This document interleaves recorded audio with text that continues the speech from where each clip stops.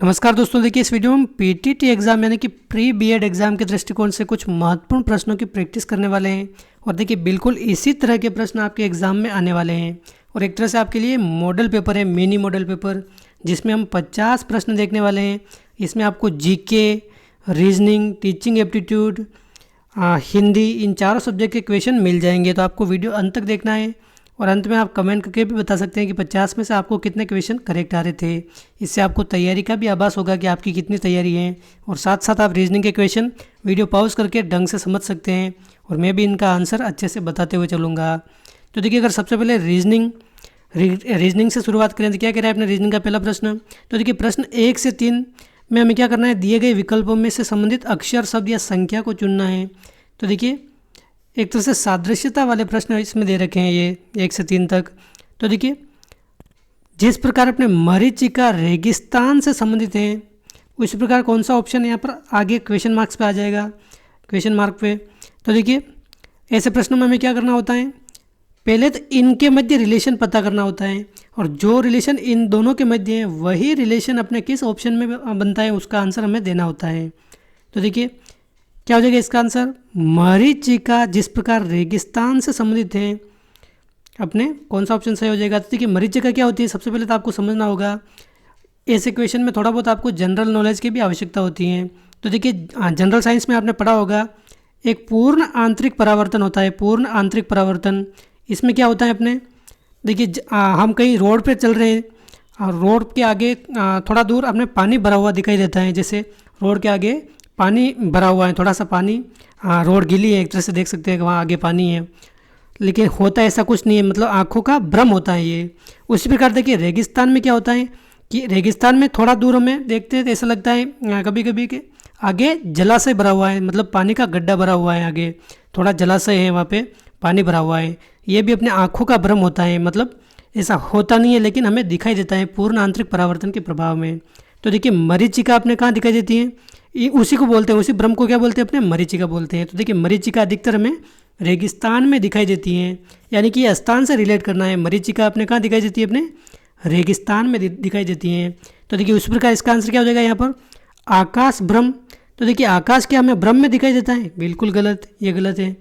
इंद्रधनुष आकाश, तो देखिए बिल्कुल सही है। इंद्रधनुष हमें कहाँ दिखाई देते हैं, इंद्रधनुष हमें आकाश में दिखाई देते हैं। एक तो हमें ये सही लग रहा है, बाकी ऑप्शन भी हम पढ़ लेते हैं। वर्षा इंद्रधनुष, तो देखिए वर्षा में इंद्रधनुष नजर आते हैं वर्षा ऋतु में, लेकिन देखिए वर्षा में ये तो कोई स्थान विशेष नहीं हुआ, यहाँ पर इंद्रधनुष वर्षा ऋतु में नजर आते हैं, लेकिन नज़र कहाँ आते हैं, आकाश में नजर आते हैं। लेकिन इसमें ये दे रखा है, कहीं कहीं आप इसमें कंफ्यूज हो जाओगे। तो देखिए इससे अच्छा आंसर अपने कौन सा है, ऑप्शन बी है, इंद्रधनुष अपने वर्षा ऋतु में तो नजर आते हैं लेकिन आकाश में नजर आते हैं। और देखिए चौथा ऑप्शन क्या है, प्रतिबिंब पाताल। तो देखिए ये तो बिल्कुल ही गलत हो जाएगा, ये गलत हो जाएगा। तो इसका आंसर क्या हो जाएगा अपने इंद्रधनुष। इंद्रधनुष अपने आकाश में नजर आते हैं, जिस प्रकार अपने मरीचिका रेगिस्तान में दिखाई देती है, इंद्रधनुष अपने आकाश में दिखाई देते हैं। तो ऑप्शन बी इसका है करेक्ट आंसर। अगला प्रश्न है अपने अंग्रेजी वर्णमाला के जैसे भी अगर आपके ऐसा कोई प्रश्न आ जाए तो आपको सबसे पहले तो क्रम याद होना चाहिए ABCD का।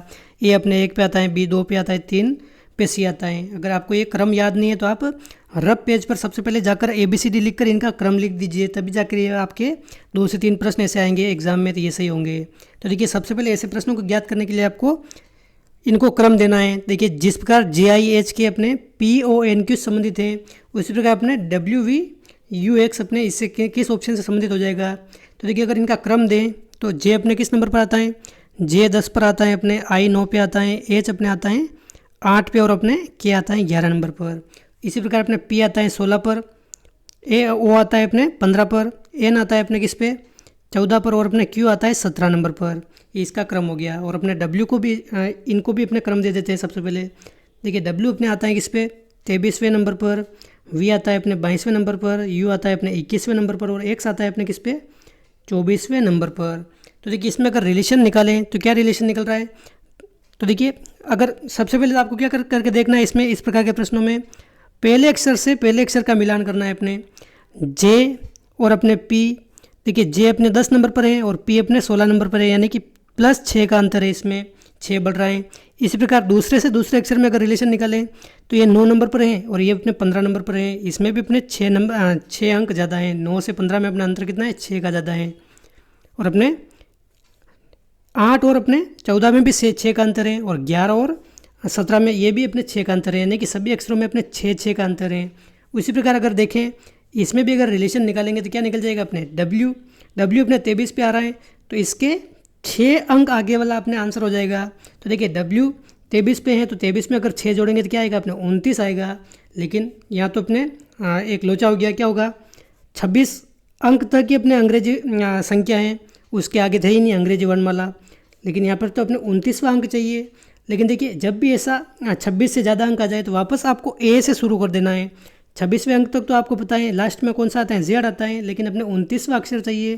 तो देखिए 29 से 26 से अपने 27 वापस किस पे आ जाएंगे, A पे आ जाएंगे। 28वां अपने कौन सा आ जाएगा, B आ जाएगा। और 29वां कौन सा आ जाएगा अपने C आ जाएगा। तो जो अपने C से शुरू हो रहा है ऑप्शन वो सही हो जाएगा। तो देखिए ऑप्शन ये तो अपने K से शुरू होगा, ये तो बिल्कुल गलत है। ये अपने R से शुरू हो रहा है, ये भी गलत है। H से शुरू हो रहा है, ये भी गलत है। M से शुरू हो रहा है, ये भी गलत है, यानी कि ये लॉजिक इसमें नहीं लग रहा है।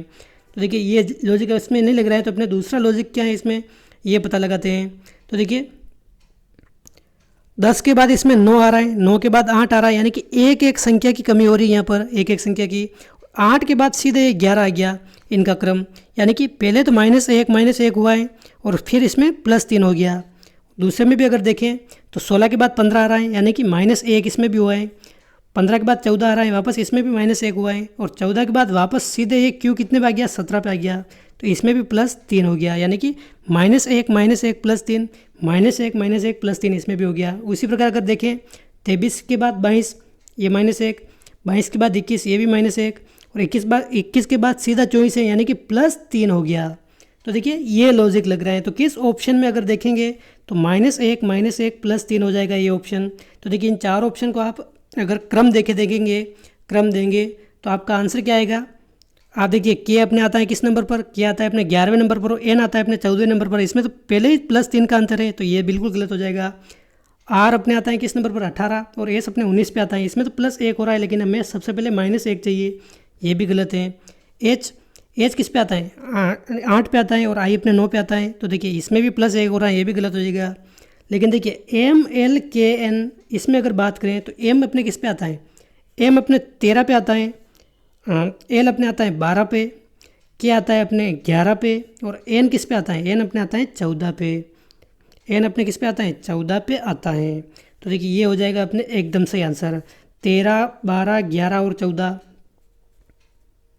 13 इसमें -1 हो रहा है, 13 से 12 -1, 12 से 11 -1 और +3 यहाँ पर हो जाएगा 11 से 14। तो अपने आंसर इसका क्या हो जाएगा, अपना ऑप्शन 4 हो जाएगा इसका करेक्ट आंसर, ऑप्शन डी। अपने M किस पे आ रहा था, वापस देख लीजिए, M 13 पे आ रहा है, L आ रहा है अपने 12 पे, K आ रहा है 11 पे और N आ रहा है अपने 14 पे। इसमें भी -1 हुआ है, वापस इसमें -1 हुआ है, इसमें अपने +3 हो गया है। तो ऑप्शन डी है इसका करेक्ट आंसर, ये आप ध्यान रखें। थोड़ी प्रैक्टिस होगी तो आपको ये जल्दी जल्दी क्वेश्चन सॉल्व हो जाएंगे। अगला प्रश्न अपने ये क्वेश्चन मार्क हमें ये ज्ञात करना है, जिस प्रकार अपने 63 समानुपात अपने दे रखा है 0, 8, 26। इसमें अपने इस जगह क्या अंक आएगा। तो देखिए जब भी ऐसे संख्या वाले प्रश्न आ जाए अपने सादृश्यता में तो क्या करना है हमें। तो देखिए सबसे पहले तो अपने वर्ग ये करके देखना है या घन करके देखना है, सम संख्या, विषम संख्या ये भी हमें करके देखनी है अगर कोई इनमें से आंसर बन सकता है तो, या फिर गुणा या भाग करके देखना है। तो देखिए ये अपने दोनों अंक दे रखे हैं, तो सबसे पहले लॉजिक यहीं से पता लगेगा कि जिस प्रकार अपने 8 से 26 संबंधित हैं उसी प्रकार अपने 63 से कौन सी संख्या संबंधित हैं। तो देखिए 8 से 26 अगर देखें तो 8 का अगर 3 गुना करें तो क्या होता है, अपने 8 का अगर 3 गुना करें तो अपने क्या होता है 24 होता है, और 24 प्लस 2 जोड़े तो अपने 26 आ जाता है।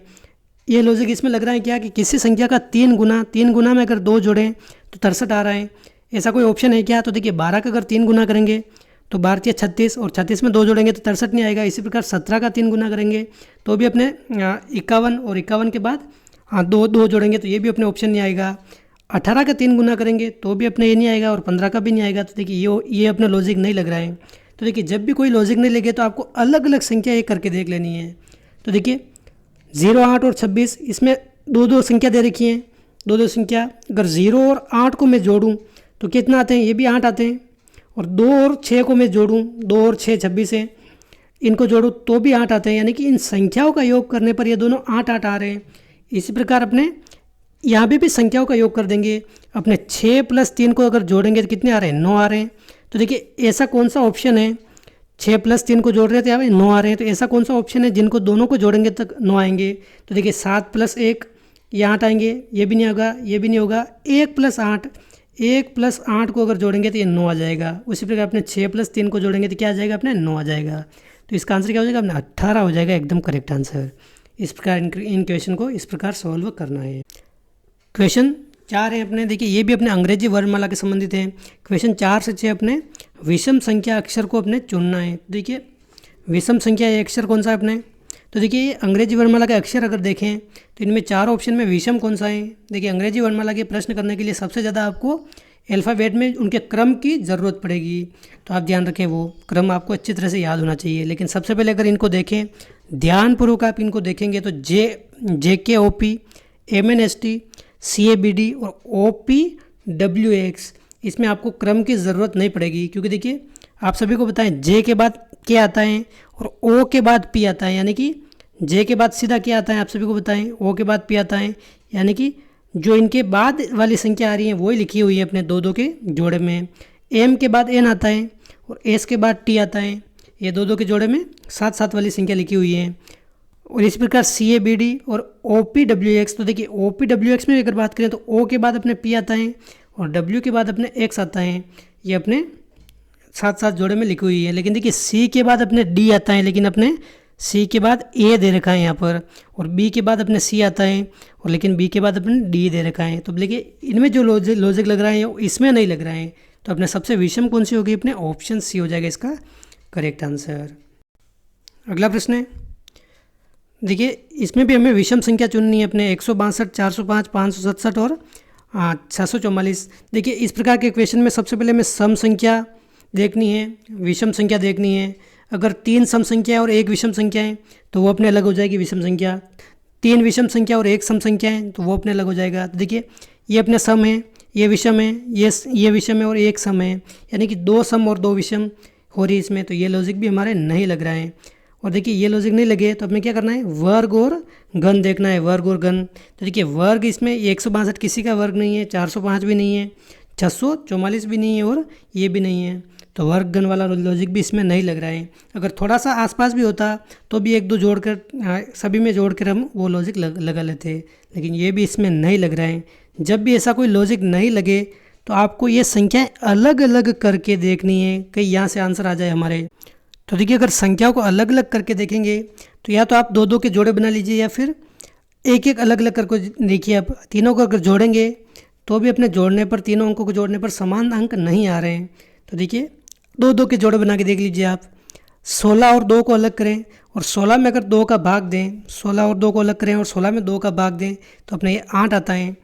40 और 5 को अलग करें और 40 में 5 का भाग दें तो ये भी अपने 8 आता है। 56 और 7 को अलग करें और 56 में अगर 7 का भाग दें तो ये भी अपने 8 आता है। और 64 और 4 को अलग करें और 64 में अपने 4 का भाग दें तो ये अपने कितना आता है, ये आता है अपने 16 आता है, ये 16 आ रहा है अपने। तो देखिए ये अपने 16 आ रहा है लेकिन इनमें 8 8 आ रहा है, तो अपने सबसे विषम कौन सी होगी, सबसे अलग अपने ये ऑप्शन डी वाला होगा करेक्ट आंसर। इस प्रकार के क्वेश्चन हमने ज़्यादा प्रैक्टिस होगी, जितनी ज़्यादा प्रैक्टिस होगी उतने ज़्यादा हम कर सकेंगे।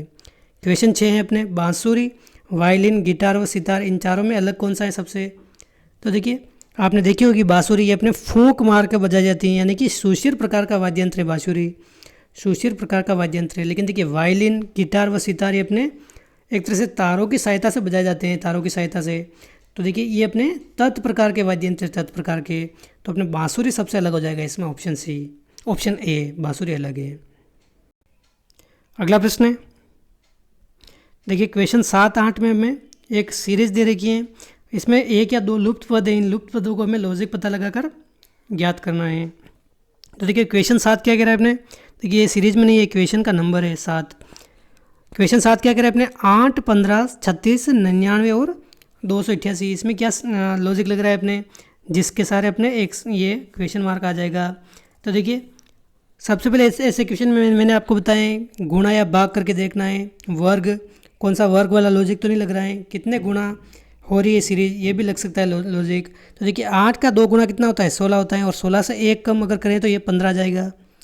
15 का 2 गुना कितना होता है अपने, ये 30 होता है, और 30 का 1 का अगर कम करें तो ये 29 आता है, लेकिन यहाँ पर तो 36 दे रखा है, तो ये वाला तो लॉजिक लगेगा नहीं। तो देखिए जब भी कोई लॉजिक नहीं लग रहा है तो इनका अंतर करके सबसे पहले हमें देखना है। अगर इनका अंतर करेंगे तो हो सकता है अपने कोई लॉजिक हाथ में आ जाए। तो देखिए 8 और 15 में अगर अंतर देखें, 8 और 15 का अंतर कितना है अपने, 7 है।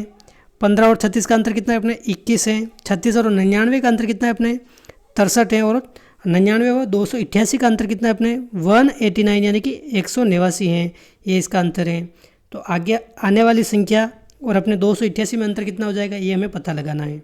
तो देखिए इसमें अपने कोई सीरीज नज़र आ रही है आपको, क्योंकि देखिए 7 का अगर देखें 3 गुना, 7 का अगर 3 से गुणा करें तो 21 आ जाता है।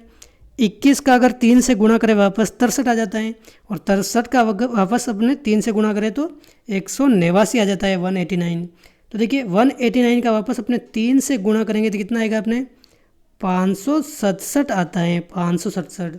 तो देखिए आगे आने वाली जो संख्या है उसमें और 288 के मध्य अपने कितना अंतर होगा, ये 567 का अंतर होगा आगे आने वाली जो भी संख्या है और 288 में। तो देखिए ऐसी कौन सी संख्या है जिसमें और अपने 288 में अपने 567 का अंतर है। तो देखिए सीधा हम इसमें जोड़ देंगे ये, तो अपने बिल्कुल आंसर आ जाएगा। अगर 288 को अगर इससे जोड़े अपने 567 को, तो अपने आंसर कितना है, तो देखिए आप जोड़ के देख लीजिए, 855 आ जाएगा आपके करेक्ट आंसर। 855 इसका करेक्ट आंसर है। तो अपने ऑप्शन सी इसका करेक्ट आंसर हो जाएगा। ऑप्शन सी इसका करेक्ट आंसर है। अपने 855 और अपने 288 में अंतर कितना है, अपने 567 का अंतर है। ये आप ध्यान रखिए, ऑप्शन सी करेक्ट आंसर है इसका। अगला प्रश्न है क्वेश्चन 8, XYZ CBA UVW और FE, यहाँ पर क्या आएगा।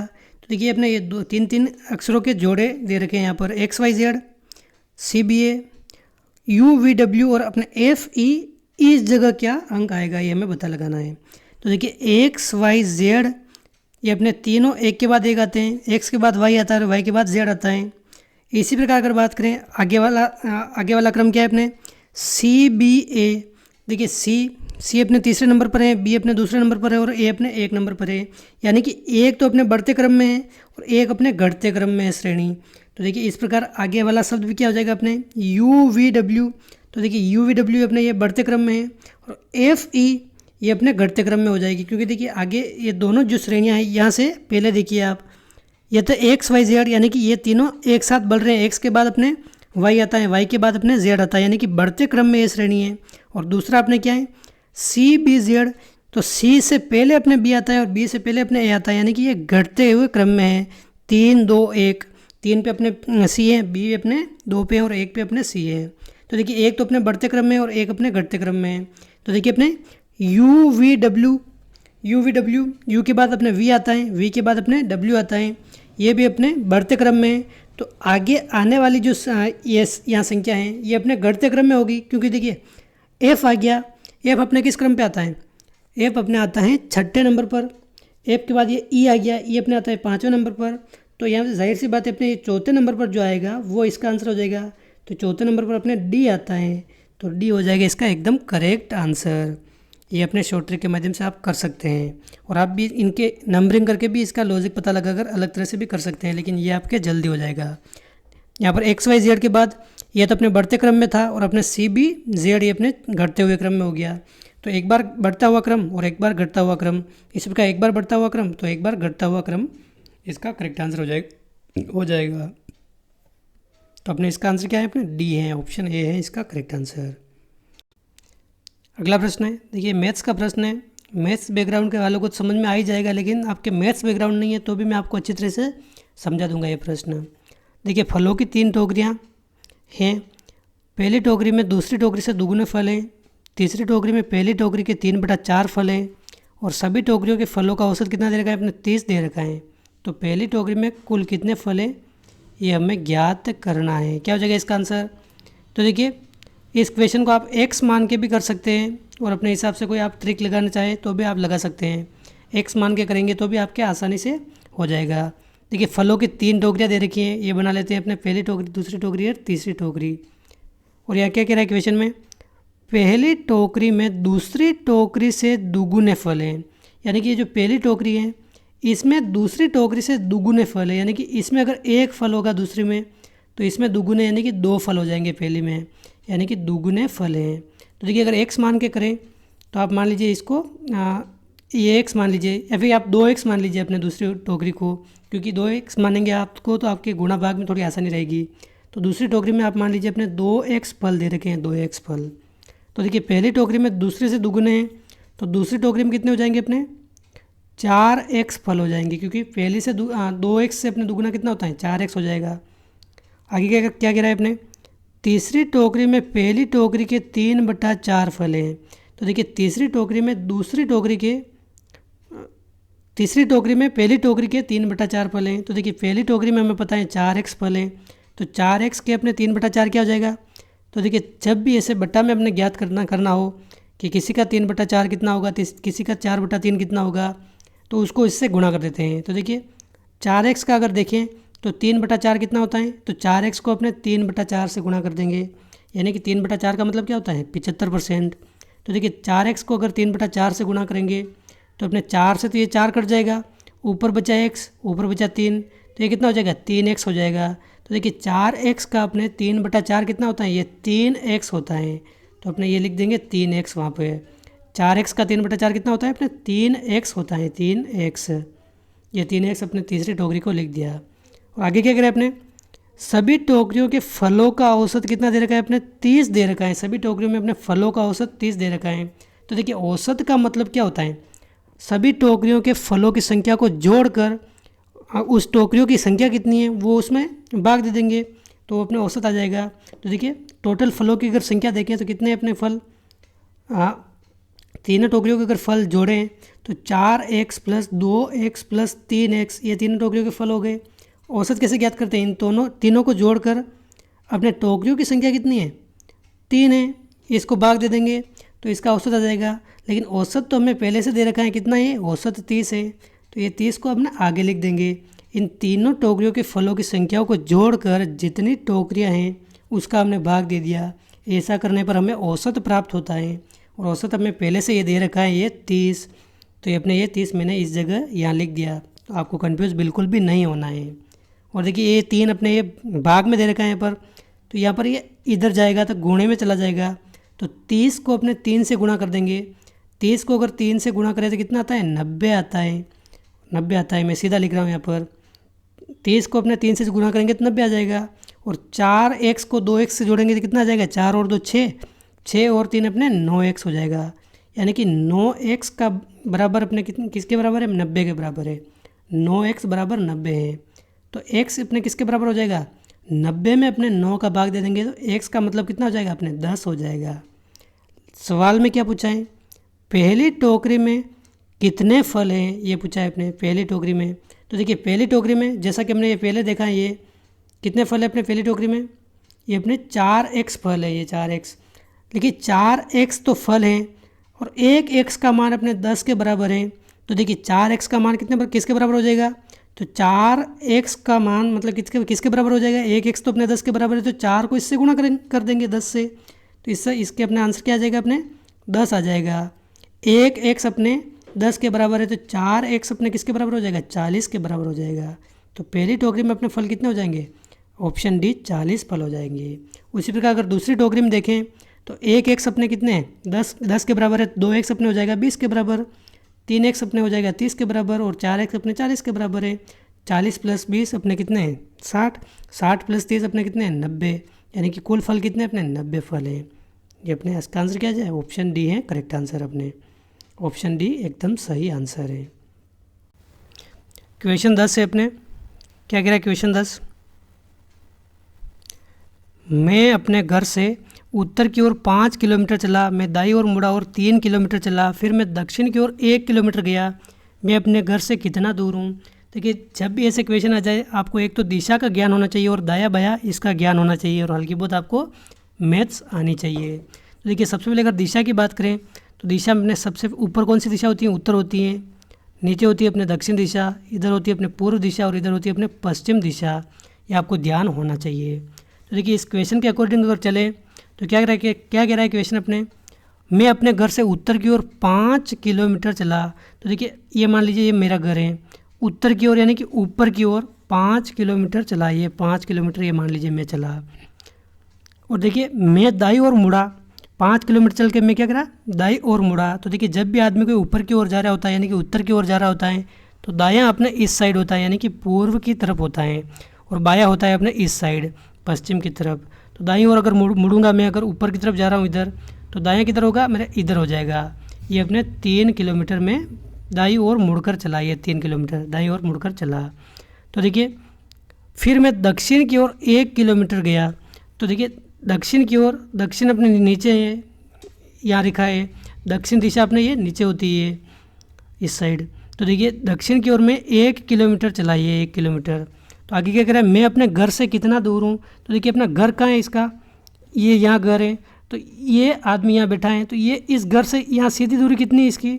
जब भी आदमी चलेगा सरल रेखा में चलेगा। अगर कोई कह रही उत्तर दिशा की ओर चला, दक्षिण की ओर चला, किधर भी चला तो वो सरल रेखा में जाएगा, ऐसे ऐसे टेढ़ा नहीं जाएगा। आप मन में ऐसा सोच के मत जाना कि मैं सीधे ऐसे ही क्यों जाऊँ, ऐसे सवालों में हमने सीधा मानकर चलना है। तो देखिए अपने इस घर की दूरी हमें बतानी है, यहाँ से लगाकर ये वाली दूरी बतानी है।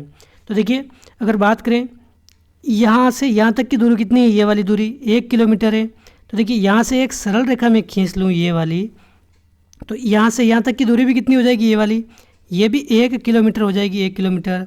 और अगर बात करें इस पूरी दूरी की, तो ये तो अपने 5 किलोमीटर ये दे रखा है, और ये वाली दूरी अपने 1 किलोमीटर है। तो ये बाकी बची ये वाली दूरी कितनी हो जाएगी, ये यहाँ से यहाँ तक की दूरी। तो देखिए 5 में से 1 घटा लेंगे तो अपने 4 किलोमीटर आ जाएगी, सिंपल सी बात है, 4 किलोमीटर ये दूरी अपने हो जाएगी। तो अपने यहाँ से लगाकर यहाँ तक की दूरी कितनी, अपने 4 किलोमीटर, 4 किलोमीटर दूरी है। और देखिए ये रेखा अपने 3 किलोमीटर लंबी है, तो ये रेखा भी अपने जाहिर सी बात है कितने किलोमीटर लंबी है, 3 किलोमीटर, क्योंकि सरल रेखा में आदमी चल रहा है, सरल रेखा में, एक सीधी रेखा में। तो देखिए अपने एक रेखा ये आ गई और एक रेखा ये आ गई, और अपने ये सीधी दूरी ये वाली ज्ञात करनी है, यानी कि एक समकोण त्रिभुज बन गया। आपने ये दूरी ज्ञात करनी है, तो हम ज्ञात कर सकते हैं त्रिभुज की प्रॉपर्टी से। आपने अच्छी तरह पढ़ा होगा बचपन में, 10वीं क्लास में आपने खूब पढ़ा होगा। देखिए एक रेखा अपने ये 4 किलोमीटर दे रखी है, ये वाली रेखा, ये अपने 3 किलोमीटर दे रखी है, और ये रेखा अगर ज्ञात करनी है तो कैसे ज्ञात करेंगे हम। तो देखिए आधार एक्स स्क्वायर प्लस कर्न एक्स स्क्वायर इक्वल टू क्या होता है अपने, सॉरी तो देखिए कैसे ज्ञात करेंगे हम।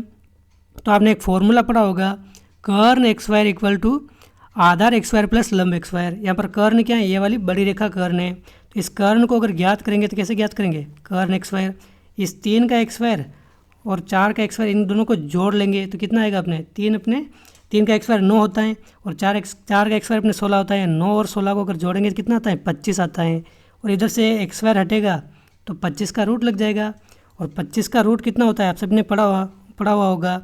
तो देखिए 25 का रूट अपने होता है 5, यानी कि 5 का वर्ग अपने 25 होता है।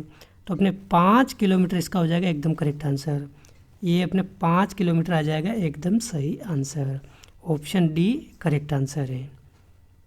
और देखिए जब भी 3, 4, 5 ये अपने त्रिभुज की कोई भी भुजा आ जाए, इन तीनों भुजाओं में से अगर कोई 2 भुजा देकर तीसरी भुजा पूछ ले, जैसे कि इसमें पूछा है अपने 3 और 4 देकर तीसरी भुजा पूछ ली, तो सीधा सूत्र लगाने की हमें आवश्यकता नहीं है, सीधा आप 5 कर सकते हैं। यहाँ पर 5 और 4 अगर देकर अगर तीसरी भुजा पूछ ले तो अपने ये 3 है, 3 और 5 देकर एक तीसरी भुजा पूछ ले तो अपने ये 4 है, यानी कि इन तीनों में से कोई एक भुजा दे दे, 2 भुजा दे दे तो तीसरी भुजा हम आराम से याद रख सकते हैं। 3, 4, 5 का ये जोड़ा आप ध्यान रखें। इसमें आंसर क्या है अपने, ऑप्शन डी करेक्ट आंसर है। देखिए ये तो अपने रीजनिंग के कुछ प्रश्न देखे, मुझे उम्मीद है आपको ये अच्छे लगे होंगे, अच्छी तरह समझ में आए होंगे। और हम कुछ अब सामान्य ज्ञान के प्रश्न देख लेते हैं। तो देखिए पहला प्रश्न अगर देखें, राजस्थान के किस जिले में तांबा प्रगलक यानी कि स्मेल्टर स्थित है। तो देखिए तांबा प्रगलक अपने झुंझुनू जिले में स्थित है। आप सभी को पता है अपने झुंझुनू का खेतड़ी अपने तांबा खनन के लिए प्रसिद्ध है, खेतड़ी सिंगाना क्षेत्र। तो अपने झुंझुनू जिले में अपने तांबा प्रगलक संयंत्र स्थित है, खेतड़ी में कॉपर स्मेल्टर स्थित है अपने। अगला प्रश्न है, राजस्थान के किस जिले में देबारी जस्ता प्रगलक यानी कि स्मेल्टर स्थित है। तो देखिए देबारी जस्ता प्रगलक या स्मेल्ट राजा है तो अपने उदयपुर जिले में स्थित है, ऑप्शन डी। अगला प्रश्न है आबानेरी मंदिर कहाँ स्थित है? तो देखिए आबानेरी अपने दौसा में स्थित है, ऑप्शन 3 हो जाएगा इसका करेक्ट आंसर, ऑप्शन सी अपने आबानेरी दौसा में स्थित है। हर्षद माता का मंदिर भी अपने आबानेरी दौसा में स्थित है। अगला प्रश्न है अपने निम्नलिखित में से कौन सा किला पहले बोरासवाड़ा के नाम से जाना जाता था? तो देखिए बोरासवाड़ा अपने किसे कहते हैं? अपने टोडगढ़ के किले को बोरासवाड़ा के नाम से जाना जाता था। टोडगढ़ का किला अपने बोरासवाड़ा के नाम से जाना जाता था। इसका निर्माण अपने कर्नल जेम्स टोड ने करवाया था। और देखिए प्रसिद्ध क्रांतिकारी अपने विजय सिंह पथिक और गोपाल सिंह खरवा को इसी किले में अपने नज़रबंद रखा गया था। अगला प्रश्न है ये कुछ मेले दे रखे और इनसे संबंधित जो क्षेत्र दे रखा है इनमें से कौन सा मेल नहीं खाता है, सम्मिलित नहीं है? तो देखिए करणी माता का मेला आप सभी को पता है, करणी माता का मंदिर का अपने देशनोक बीकानेर में है और इनके मंदिर परिषद में इनका मेला लगता है। तो देखिए बीकानेर जिले में लगता है, बिल्कुल सही बात है। और रामदेवरा मेला तो अपने जैसलमेर में लगता है, ये भी सही है। बाणेश्वर या वेणेश्वर मेला अपने डूंगरपुर में लगता है, लेकिन देखिए बांसवाड़ा दे रखा है तो ये गलत हो जाएगा। बाकी देखिए केला देवी का लक्की मेला अपने करौली जिले में लगता है। तो देखिए इसमें गलत कौन सा है? अपने बेणेश्वर मेला अपने डूंगरपुर नवा टापरा यहाँ लगता है, लेकिन इसमें बांसवाड़ा दे रखा है तो ये सुमेलित नहीं है। माघ पूर्णिमा के दिन अपने ये मेला लगता है। तो अपना ऑप्शन सी है करेक्ट आंसर, ये सुमेलित नहीं है इसमें। क्वेश्चन 16 है तिलवाड़ा बाड़मेर राजस्थान के निम्नलिखित में से किस लोक देवता से जुड़ा हुआ है? तो देखिए तिलवाड़ा बाड़मेर अगर पूछ ले तो अपने मल्लीनाथ जी से संबंधित है अपने, ऑप्शन बी करेक्ट आंसर है इसका। अगला प्रश्न है सूची फर्स्ट को सेकंड से सम्मिलित करना है और इसका आंसर देना है हमें। देखिए गजनेर महल अगर पूछ ले, गजनेर महल तो अपने बीकानेर में स्थित है गजनेर महल। किराड़ू मंदिर जिसको राजस्थान का खजुराहो कहा जाता है अपने बाड़मेर में स्थित है। जग मंदिर अगर पूछ ले या फिर जग निवास महल पूछ ले अपने उदयपुर में स्थित है। तो ये इसका सही सम्मेलन हो जाएगा। आप इस हिसाब से अपने आंसर दे सकते हैं। इसका आंसर क्या है? अपने ऑप्शन सी, इसको सम्मिलित कर सकते हैं आप। अगला प्रश्न है भास्कर का लीलावती किस विषय का मानक मूल ग्रंथ है? तो देखिए भास्कर सेकंड का एक ग्रंथ है अपने लीलावती अपने गणित और खगोल शास्त्र से संबंधित है। लीलावती काफ़ी बार एग्जाम में पूछा गया है। अपने किसका ग्रंथ है? अपने भास्कर का है। भास्कर भी कौन सा? अपने भास्कर सेकंड। तो गणित व खगोल शास्त्र से संबंधित है अपना, ऑप्शन फर्स्ट हो जाएगा इसका करेक्ट आंसर। अगला प्रश्न है गोरखनाथ के अनुयायियों को क्या कहा जाता है? तो देखिए जोगी या फिर योगी अपने गोरखनाथ के अनुयायियों को कहा जाता है। अगला प्रश्न है गौतम बुद्ध ने परिनिर्वाण कहाँ प्राप्त किया था? तो देखिए गौतम बुद्ध से संबंधित वीडियो भी आपके लिए आज आने वाला है।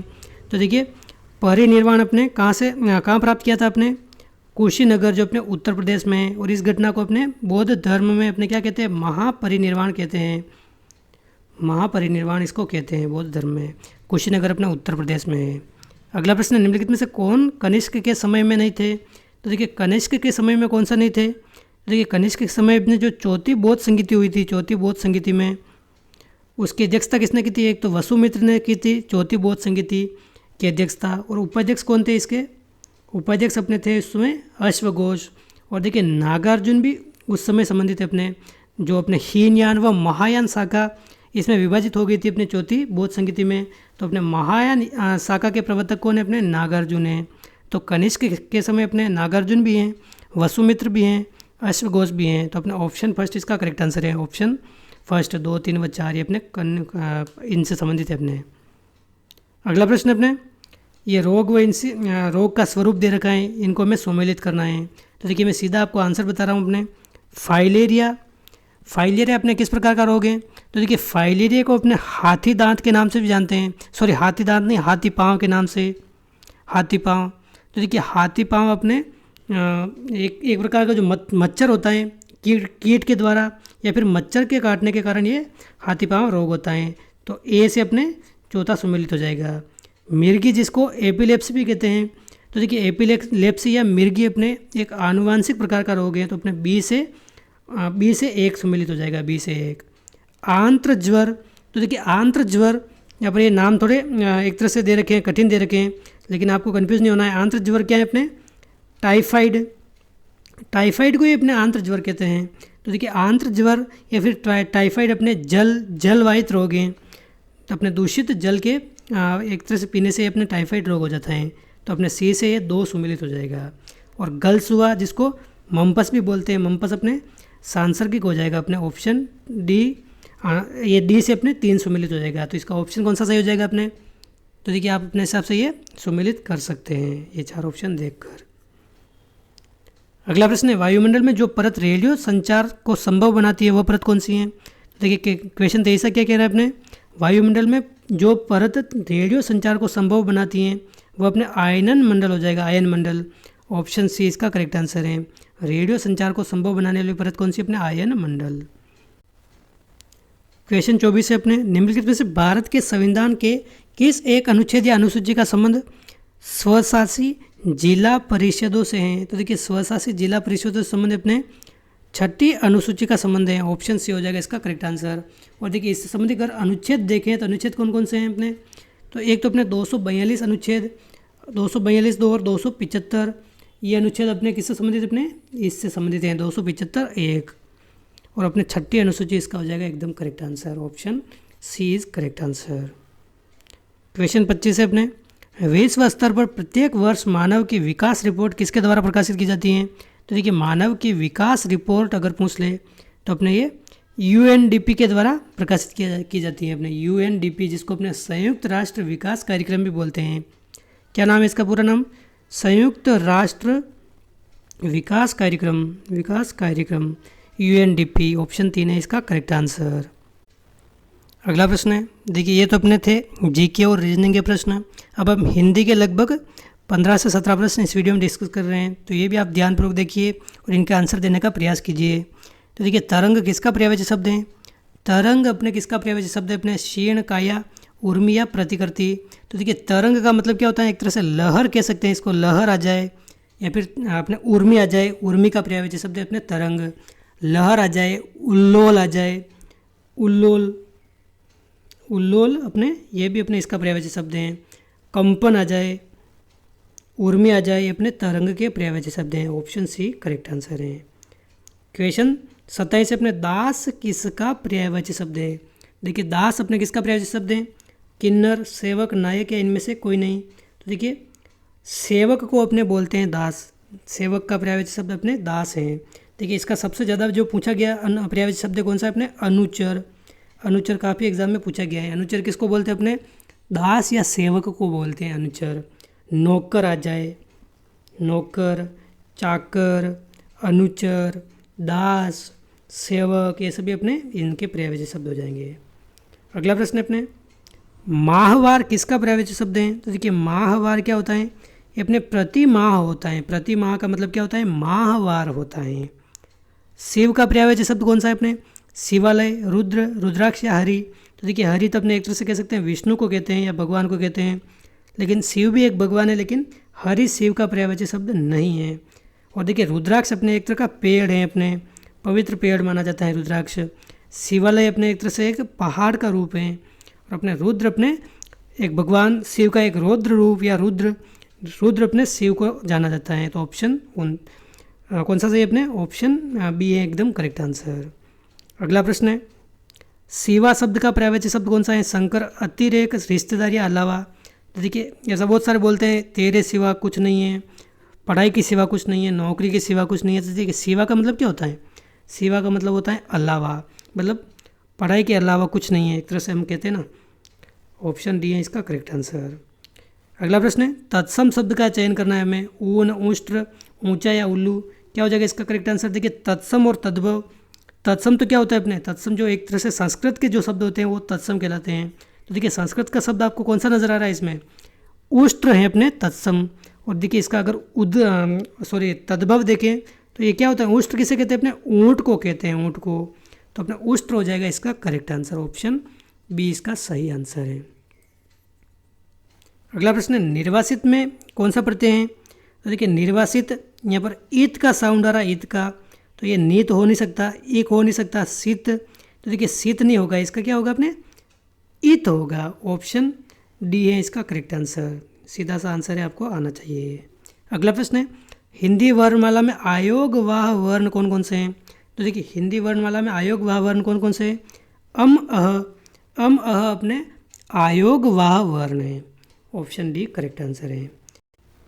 अगला प्रश्न है अपने पद्मा, लक्ष्मी, श्री, ये सभी किसके पर्यायवाची शब्द हैं? तो देखिए पद्मा आ जाए, लक्ष्मी आ जाए, श्री आ जाए, ये सभी अपने रमा के पर्यायवाची शब्द है। रमा, रमा अपने क्या होता है? लक्ष्मी को बोलते हैं अपने रमा। तो अपने ऑप्शन ए हो जाएगा करेक्ट आंसर अपना क्वेश्चन 34 का। रमा ये अपने लक्ष्मी का पर्यायवाची शब्द है।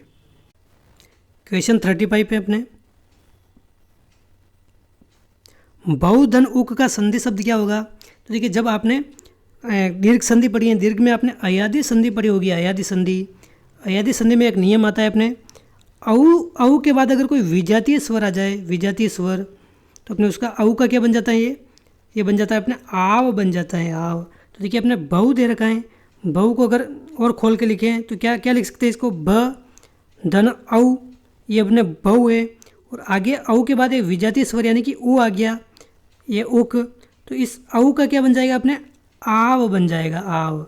और इस व में वापस अपने ये ऊ जोड़कर क्या बन जाएगा? अपने इस व में ऊ जोड़कर अपने वो बन जाएगा। और अपने ये क आगे ही है तो ये आवुक हो जाएगा, आवुक। और आगे ये ब मिल जाएगा इसमें, तो ब अपने आ में मिलेगा तो क्या हो जाएगा? अपने बा हो जाएगा। तो अपने बावुक हो जाएगा इसका करेक्ट आंसर। ऑप्शन सी है एकदम सही आंसर। बहुधन उक अपने भावुक हैं और इसमें संधि कौन सी है? अपने अयादी संधि, सिंपल सा है। अगला प्रश्न है निशा में विचरण करने वाला का सामासिक पद कौन सा होगा? तो देखिए निशा यानी कि रात्रि में जो विचरण करता है उसको अपने निशाचर बोलते हैं, यानी राक्षस बोलते हैं। तो ये अपने सामासिक पद कौन सा है इसका? निशाचर। ऑप्शन बी करेक्ट आंसर है। अगला प्रश्न है चौखन्ना हो जाना, इस मुहावरे का सही अर्थ क्या है? तो देखिए चौखन्ना हो जाना अपने यानी कि सावधान हो जाना, ये तो सभी को आता होगा 100%। चौखन्ना हो जाना या फिर सावधान हो जाना। तैयार होना निम्न में से किस मुहावरे का अर्थ है? कमर टूटना, कमर कसना, कमर सीधी करना या फिर इनमें से कोई नहीं।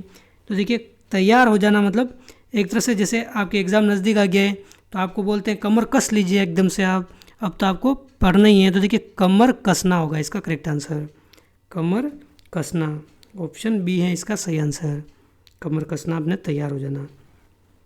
अगला प्रश्न है थोता चना बाजे गना, लोकोक्ति का सही अर्थ क्या है? तो देखिए क्या हो जाएगा इसका आंसर? थोता चना बाजे गना। तो देखिए ओछे व्यक्ति अधिक दिखावा करते हैं, ऑप्शन बी है इसका करेक्ट आंसर। ओछे व्यक्ति अधिक दिखावा करते हैं, थोता चना बाजे गना मतलब थोड़ा बहुत ही उसके पास है तो मतलब इतना बड़ा चढ़ाकर बताते हैं कि हाँ इस मेरे से ज़्यादा कोई बड़ा ही नहीं है। तो मतलब ओछे व्यक्ति ज़्यादा दिखावा करते हैं, उसको बोलते हैं अपने थोता चना बाजे गना। अगला प्रश्न है निम्न में से कौन सा एक युग्म विपरीतार्थक नहीं है? तो देखिए विपरीतार्थ यानी कि विलोम शब्द युग्म कौन सा नहीं है इनमें से? इन चारों ऑप्शन में से बताना है हमें। देखिए उदार का अपने अनुदार होता है, बिल्कुल विलोम शब्द हैं, ये आप याद रखें, आपको याद रखना चाहिए, महत्वपूर्ण प्रश्न है। अक्षम का सक्षम होता है, ये भी बिल्कुल सही है। निर्जल का सजल होता है, बिल्कुल सही है। लेकिन देखिए न्यून का अपने अल्प नहीं होता है। अल्प तो अपने न्यून का एक तरह से पर्यायवाची शब्द ही हो गया। न्यून का मतलब भी होता है कम और अल्प का मतलब भी होता है कम। तो देखिए ये तो पर्यायवाची शब्द है, बिल्कुल विलोम शब्द नहीं है। तो न्यून का क्या होगा? अपने विलोम शब्द अधिक होगा, अधिक। तो अपना ऑप्शन बी है इसका करेक्ट आंसर, ऑप्शन बी। देखिए ये अपने हिंदी के कुछ महत्वपूर्ण प्रश्न थे। अब हम देख रहे हैं शिक्षण अभिक्षमता या टीचिंग एप्टीट्यूड। इसके भी हम 10 प्रश्न इस वीडियो में देखने वाले हैं। तो आपको ये प्रश्न ध्यानपूर्वक देखकर एक अच्छे से आपको एक टेस्ट लगाना है कि आपको कितने क्वेश्चन इनको आ रहे थे, आपको आ रहे थे। वीडियो थोड़ा सा बड़ा हो गया है लेकिन मुझे उम्मीद है आप ये पूरे वीडियो ढंग से समझकर आपने देखा होगा पूरा वीडियो। पहला प्रश्न है अपने पढ़ाते समय बच्चे आपसे प्रश्न करते हैं तो आप उनके प्रति क्या प्रतिक्रिया व्यक्त करेंगे? तो देखिए अब अगर आपकी क्लास चल रही है, आप कोई टॉपिक पढ़ा रहे हैं तो पढ़ाते समय बच्चे आपसे प्रश्न कर रहे हैं तो आप उनके प्रति क्या प्रतिक्रिया करेंगे?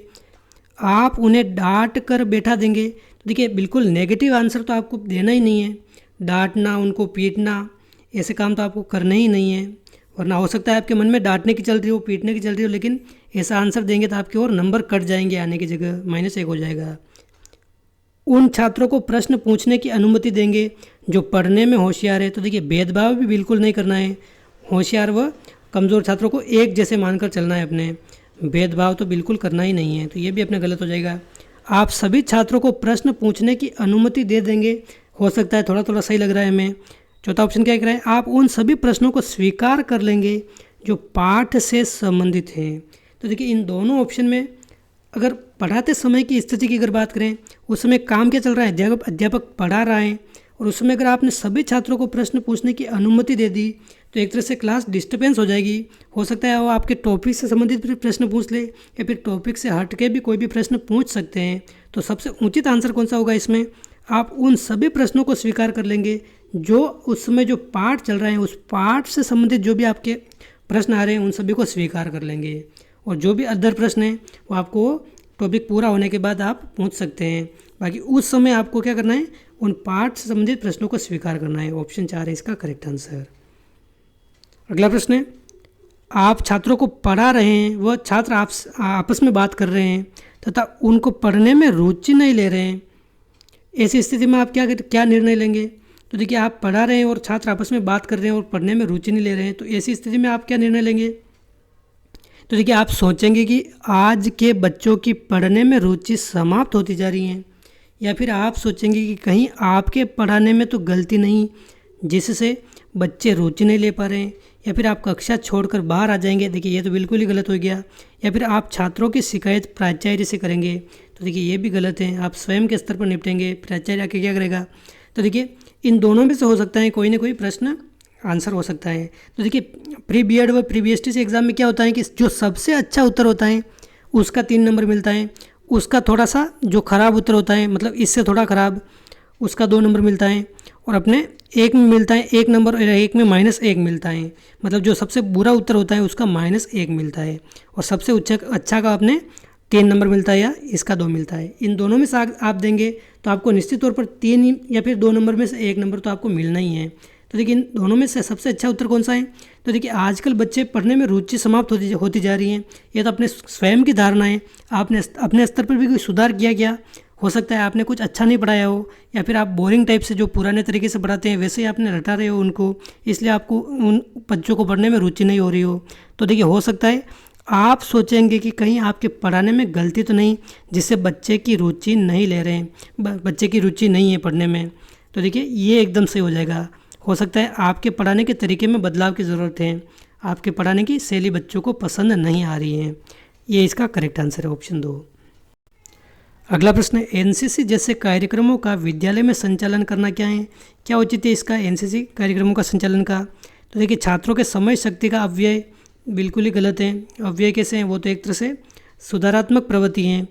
छात्रों के सामाजिक विकास में योगदान बिल्कुल हो सकता है। छात्रों के अनुशासित करने में योगदान ये भी है, हो सकता है। और शिक्षकों की अतिरिक्त देय भत्तों में सहायता करने में, तो देखिए ये तो गलत है बिल्कुल ही। इन दोनों में से ही कोई एक आंसर है। देखिए, दोनों में सबसे अच्छा आंसर कौन सा है, अपने अनुशासित करने में तो योगदान है ही है अपने एनसीसी का। बाकी इसके साथ साथ अपने सामाजिक विकास में भी सबसे ज़्यादा योगदान है। ऑप्शन 2 है इसका करेक्ट आंसर, सामाजिक विकास में सबसे अधिक योगदान है। अब अगला प्रश्न है अपने, आपके विचार में भारतीय शिक्षा का प्रयोजन क्या है, क्या होना चाहिए अपने। छात्र की मानसिक योग्यता का विकास करना, छात्रों को व्यावसायिक प्रशिक्षण प्रदान करना, छात्रों का सर्वांगीण विकास करना, छात्रों को संवेगात्मक नियंत्रण सिखाना। देखिए, चारों एकदम सही हैं, चारों सही हैं, लेकिन सबसे अच्छा और सटीक आंसर कौन सा है, छात्रों का सर्वांगीण विकास करना। ये एकदम करेक्ट आंसर है, क्योंकि सर्वांगीण विकास में अपने मानसिक योग्यता भी सम्मिलित हो गई, व्यावसायिक प्रशिक्षण भी हो गया, संवेगात्मक विकास भी हो गया, संवेगात्मक नियंत्रण भी हो गया। मतलब सभी तरह की योग्यता अपने हो गई। छात्र का सर्वांगीण विकास अपने आज की शिक्षा का उद्देश्य होना चाहिए। अगला प्रश्न है, प्रौढ़ शिक्षा कार्यक्रमों के बारे में आपके क्या विचार हैं। तो देखिए, प्रौढ़ शिक्षा कार्यक्रम अपने इस कार्यक्रम से राष्ट्र की प्रगति संभव है। बिल्कुल सही बात है, ऑप्शन फर्स्ट इसका करेक्ट आंसर है। इस कार्यक्रम में सुधार की आवश्यकता है, या फिर यह कार्यक्रम बेकार है, ये भी गलत है। प्रौढ़ शिक्षा पर धन अत्यधिक अपव्यय है, ये भी गलत है। नेगेटिव आंसर है सारे के सारे अपने, ये सभी गलत है। ऑप्शन फर्स्ट इसका सही आंसर है।